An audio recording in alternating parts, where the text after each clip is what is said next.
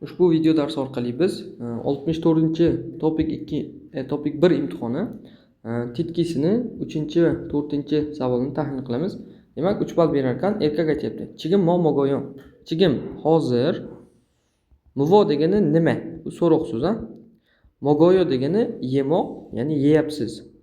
Hozir nima yeyapsiz?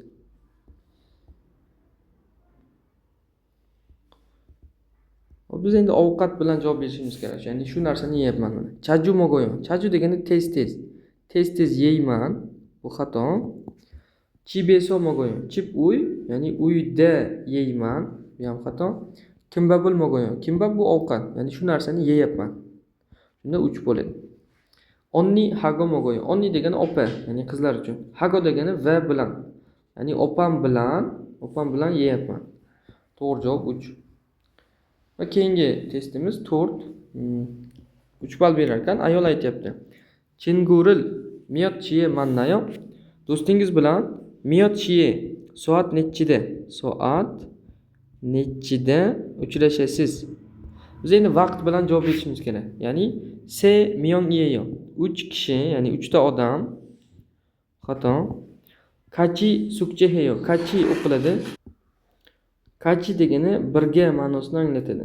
Nimaga kati yozilgan kachi o'qiladi? Bo'g'in pasti mana t harfi bilan tugab, keyingi bo'g'in tikka i harfi bilan boshlansa, ikkitasi qo'shilib che talaffuz qilinadi. Che. Shunda o'qilishi kachi, birga degani. Sukche heyo uy vazifa qilmoq. Uy vazifa qilmoq. Birga uy vazifa qilamiz ma'nosini beradi. Bu xato. Chinguchi bekayon. Do'stimni uyiga boraman va tort qoladi. Tushi degani soat 2. Soat 2. Grammatikasi bu de. Soat 2da mannayo uchrashaman. To'g'ri javob tort bo'lar ekan. Bu 64-topik 1 imtihoni edi.